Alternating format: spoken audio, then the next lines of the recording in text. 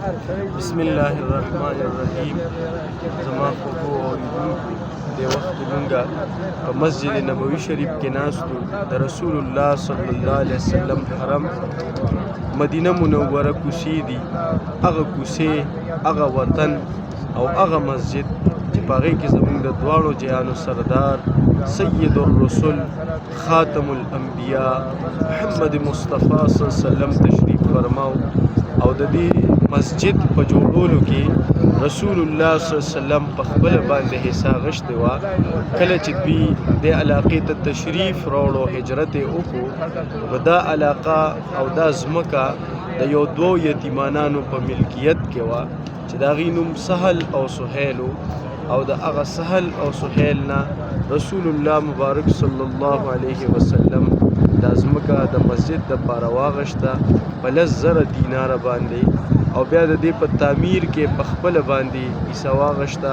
رسول الله صلی الله علیه وسلم به دا کلمات فرمایل: اللهم اجر، اللهم ان الاجر اجر الاخره فرحم الانصار والمهاجره. دا کلمات باغوی فرمایل، او دا جماعت او دا مسجد مبارک په خپل لاسونو باندې جوړ کو چې په دې کې ګنبد حضرام دی، او په دې کې د حضرت بلال صاحب هغه اذان خانم ده، په دې کې د صفې هغه بهترینه درسګام ده، او په دې کې د رسول الله صلی الله علیه وسلم هغه منبر او محراب هم دی. نو په دې مبارک ځای کې موږ خپلو تمامو اوریدونکو ته چې هغه د ریډیو په واسطې سره موږ سره رابطه کوي، زموږ خاطر جان وایي ته سوال جواب کوي، یا موږ ته په خپله میسیجونه او پیغامات کړي دي، د هغې دپاره هم دعاګانې کړي دي، د هغې د کورنو د خوشحالو دپاره هم دعاګانې غوښتلي دي. الله تعالی دې زمونږ دا دعاګانې قبولې کړي، او الله تعالی دې د هغوی تمام شرعي حاجات، تمام ضروریات پوره کړي.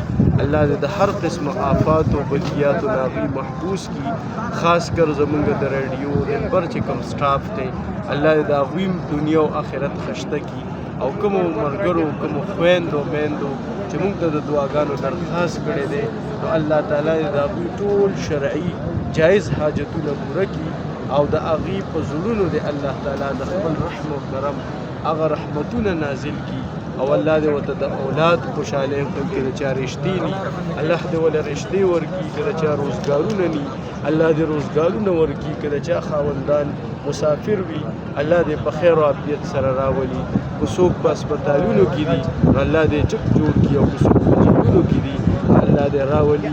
ستاسو ډېره شکریه زه ادا کوم. زه انتهایي کمزوری، فقیر او حقیر بنده یم، او دې روزې ته د مخامخ کېدو جرت هم موږ نه لرو.